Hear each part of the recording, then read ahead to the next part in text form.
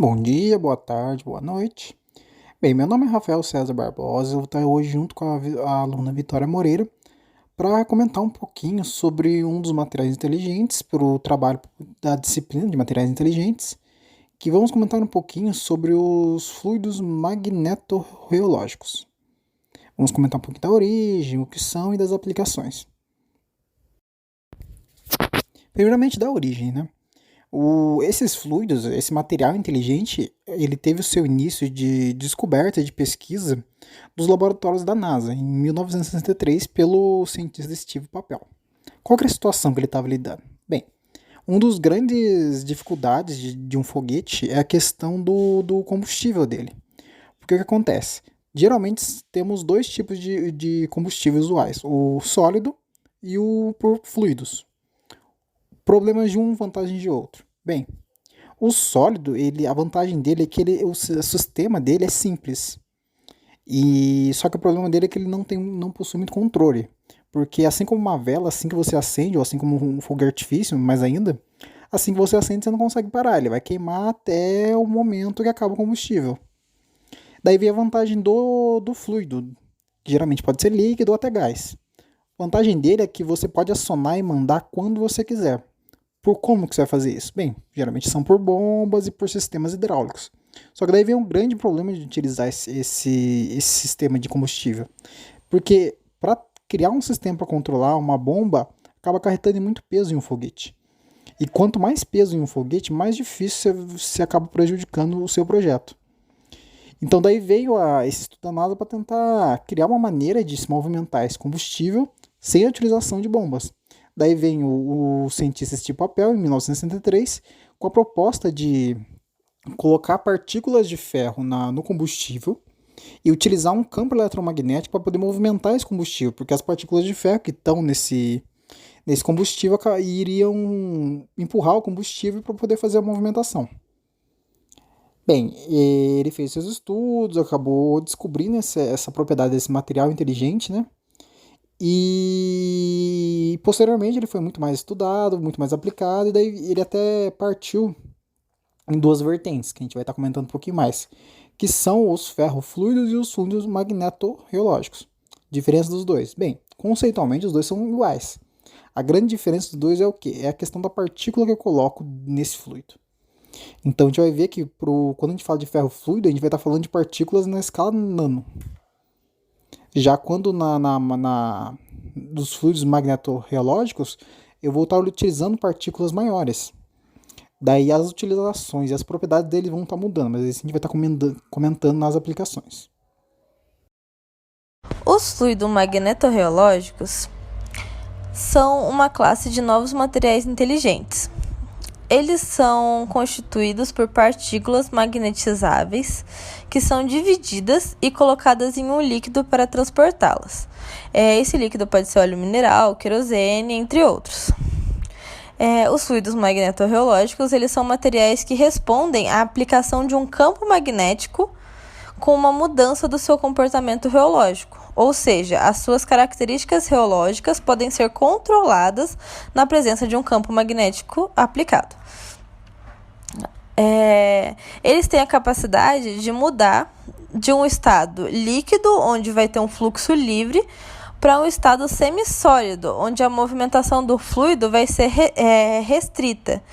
E essa mudança de condições, ela é rápida.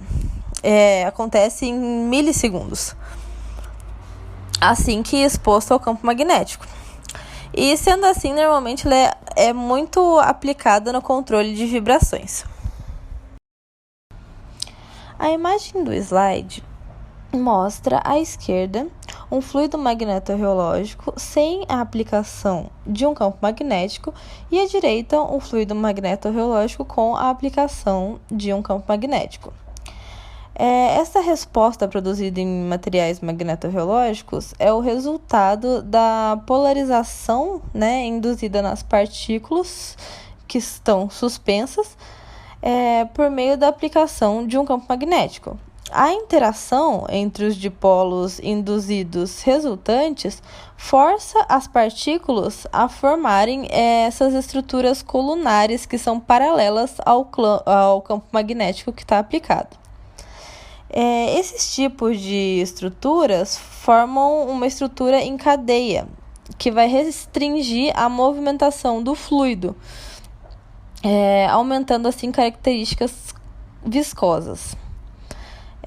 A energia mecânica para produzir essas estruturas em forma de cadeia vai aumentando à medida que o campo aplicado aumenta, produzindo assim uma tensão que é dependente do campo magnético. E na ausência desse campo magnético aplicado, os fluidos magnetorreológicos vão apresentar um comportamento newtoniano. A aplicação dos fluidos magnetorreológicos cresceu de forma bem rápida na engenharia, tanto na civil quanto na de segurança, transporte ou outras. Mas ele se destacou especialmente em amortecedores de fluido magnetorreológico. Na construção civil, por exemplo, ele foi utilizado em pontes e edifícios com dispositivos antissísmicos, porque ele permite neutralizar o movimento que pode ocorrer devido ao vento. Na imagem do slide, por exemplo, que é da ponte do Lago Dongting, na China, que é uma ponte que está equipada com isoladores de movimento magnetorreológicos, que vai neutralizar, essas correntes de vento que passam por ali para não ter nenhum tipo de variação na ponte, devido a esse vento. Os amortecedores podem ser preenchidos com fluido magnetorreológicos em vez de óleo convencional, fazendo o dispositivo atuar com um eletroímã, que vai permitir que a viscosidade do fluido seja variada de acordo com a preferência do condutor ou de forma dinâmica para fornecer controle de estabilidade. Os amortecedores de fluido magnetorreológico são muito aplicados em sistemas de controle de vibração ativo ou semiativo, devido a algumas vantagens, como o controle do fluido de forma silenciosa, sem contato com as partes móveis, uma grande capacidade de força e uma grande faixa controlável dentro disso, uma interface simples, para os controles eletrônicos, resposta rápida dos dispositivos mecânicos, um baixo controle de energia e uma diminuição de impurezas e contaminantes. Agora, à direita no slide, podemos ver o funcionamento simples de um amortecedor, onde mostra onde estaria um fluido magnetorreológico e o orifício de passagem com uma bobina geradora de campo magnético. Sendo que, aproximando para ver melhor como funciona essa bobina, observamos que quando o B, ou o campo magnético, é maior que zero, a bobina gera uma restrição do escoamento do fluido. E quando o B, que é o campo magnético, for igual a zero, existe um escoamento livre. Agora, exemplificando o que já foi comentado, podemos ver no vídeo à esquerda a diferença entre um carro que possui um fluido magnetorreológico em seu amortecedor e um que não possui. E à direita, vemos um amortecedor com fluido magnetorreológico em movimentação, sendo que essa movimentação também já foi explicada no slide anterior. Uma outra aplicação também muito interessante pode ser utilizada dos fluidos magnetorreológicos são nos suportes para usinagem. Basicamente, como podem observar a imagem, esse é o esquema que se utiliza.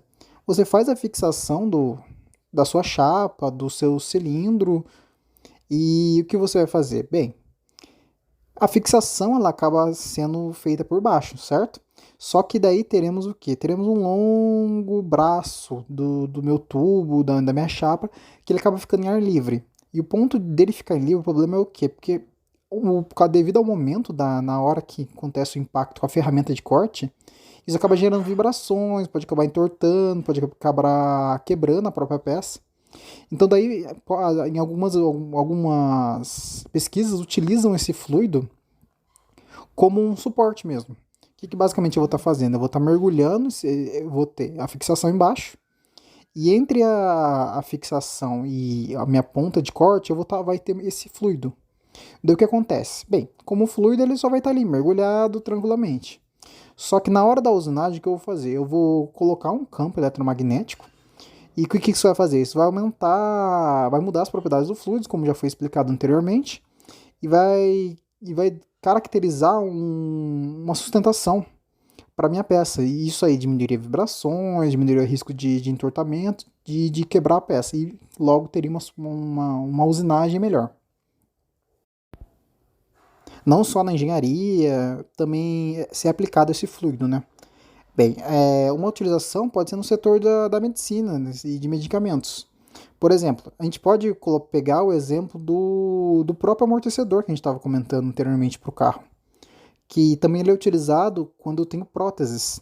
Posso ser utilizado esse fluido devido ao peso dele ser reduzido e devido ao peso reduzido, né? E a questão do tamanho e do espaço da confiabilidade dele. Então ele acaba sendo usado para prótese. Mas não somente, ele também pode ser usado, existem estudos, como na aplicação de medicamentos e de procedimentos. O que eu basicamente estou fazendo? Esse aqui é um exemplo a segunda imagem, né? É um exemplo dessa utilização desse fluido nessa área de medicamentos. O que eu vou estar fazendo? Bem, eu vou pegar esse fluido e vou aplicar esse fluido no corpo, né? E a ideia é o quê? Utilizando um campo eletromagnético, eu vou conseguir o quê? Eu vou conseguir direcionar as partículas de ferro para uma região específica. Então isso aí pode ser usado para quê? Bem, como ele deu para ver, ele pode ser utilizado no tratamento de tumores, porque eu posso criar um medicamento que vai afetar exatamente onde eu quero. Então eu utilizo esse fluido para direcionar onde o meu equipamento vai afetar. Não somente, ele também pode ser utilizado na parte de imagens. Assim como a gente tem um raio-x, né? Eu posso utilizar esse fluido para destacar imagens que eu tiro. Eu faço a mesma ideia. Eu vou injetar o fluido no corpo do ser humano e vou colocar esse campo eletromagnético onde eu quero. Daí esse fluido vai se movimentar e vai ajudar na utilização para retirada de imagens para poder fazer diagnósticos. Então é um material inteligente bem interessante que ele tem aplicações em outras áreas além da mecânica e da engenharia civil, como a gente comentou anteriormente. Bem, galera, era isso que a gente queria falar um pouquinho, comentar desse material inteligente, que é bem interessante e, e tem aplicações, diversas aplicações, né? Ele não é só um fluido bonito de vídeo de YouTube. E a questão dele ser um material inteligente é devido a ele ter essa mudança de propriedades e características dependendo do campo eletromagnético que ele está exposto. Então aqui são algumas referências, agradecemos toda a atenção, qualquer dúvida pode mandar para a gente e tchau, tchau.